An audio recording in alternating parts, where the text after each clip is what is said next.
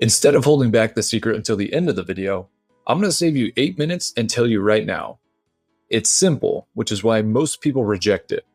In this very moment, you already know what you should be doing.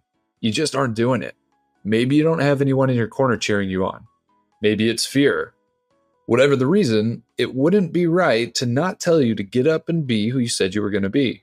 So get up and do what you need to do. But if you're here, you're probably struggling with doing just that. And look, I get it, and you're not alone. Studies show 95% of people admit to procrastinating, 70% admit it's a bad habit, and 20% of people have actually gone pro at it. So if that sounds like you, what do? There's this powerful force that you can't see, but man, you can feel it, and it's holding you back. We are beating that together right here, right now. Here's everything you could ever need to beat procrastination and get what you want out of life. The harsh reality is that a good portion of the people who are more successful than you in any area aren't smarter than you.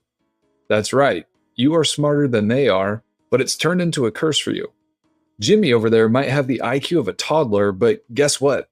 He actually wrote his book, and he sold copies. While you're over here still thinking about writing your book, and you're thinking about it some more, and now you've thought about it so much it's become a skill of yours. Good news is, just like overthinking is a skill that you've built, underthinking and taking action is also a skill. So how do you learn how to flex that muscle? First thing to realize is that this is not a practical problem. It's an emotional problem.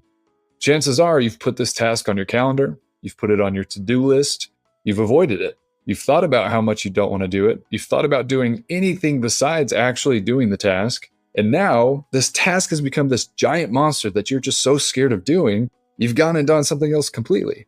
It isn't the thought of the task. It's the emotions that come from the thought that is stopping you. So when you feel these emotions, ask yourself these questions.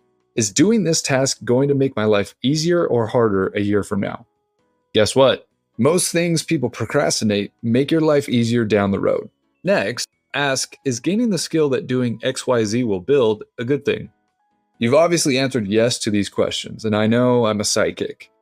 So then ask yourself, what action am I going to commit to? But even when I start doing the task, I worry that I'm not doing the right thing. Or maybe there's a better way to do it.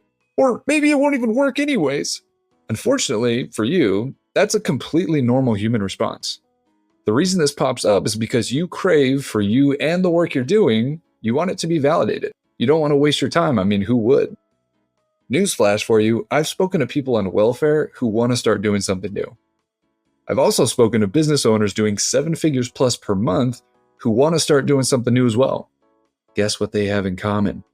They both feel anxious at the start. It's normal. But the way you're going to get the certainty you want is by taking the action in order to collect data. The action shows you if your method is working or not, which it's kind of weird when you think about it. It's like taking a test that the more you try, the more the answers show themselves to you. Wow. I mean, I guess that's the end of the video. That's all you need. But if that didn't satisfy you enough, here's a trick you can use to beat anxiety. Find a framework that's worked for someone else in the past. Could be a workout routine, a schedule for posting content on social media, a study regimen. Whatever it is, find a framework that's worked for someone else and just do that. I mean, that makes sense, but I'm not anxious. I'm a free spirit. I hate being told what to do. Is it cool if I ask you a question? Yeah. You sure? It's a tough one. Just ask. So if you were given a blueprint to reach your goal and were told to follow it, you wouldn't do it? I know it sounds stupid. I just don't want to give up control. Brother, right now, you don't have the car you want. You settled for what you could afford. You aren't living where you want. You probably don't even choose the restaurant you eat at based on how good the food tastes. So how do you feel like you have control? Wouldn't you just rather have results?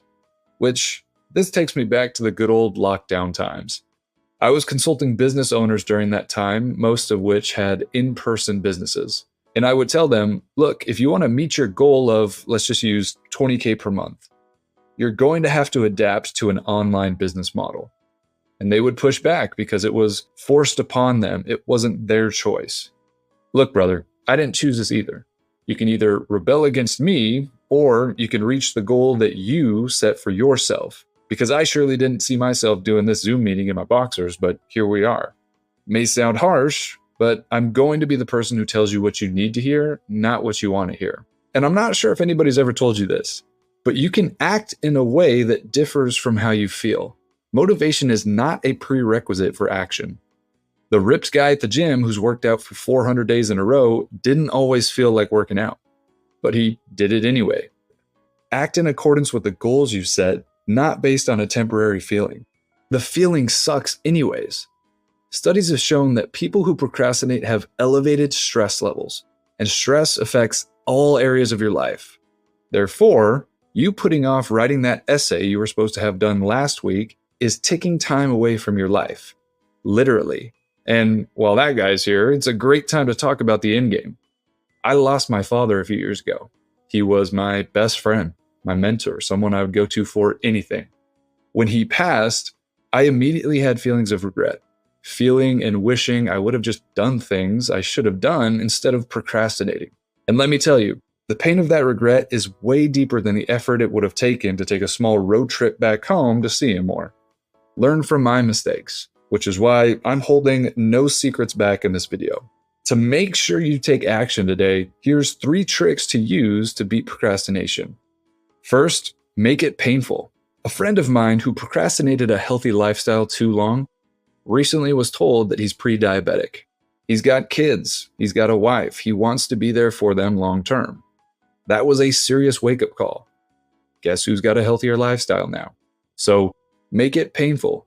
If you haven't gone to the gym in a month, even though you need to, let's make a deal. Write a check for $1,000. If you don't go to the gym today, you are mailing me that check. Second, start small. You've been wanting to go on a run for weeks now. You just haven't been able to do it. Start by going on a walk for just 5 minutes. After that first 5 minutes, say, okay, I'll do just another 5 minutes.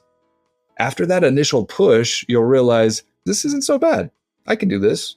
Starting's the hardest part. Third is the 3-2-1 rule. Similar to the Mel Robbins 5-second rule I referenced in the video above, you can simplify it even more and just count down out loud from 3.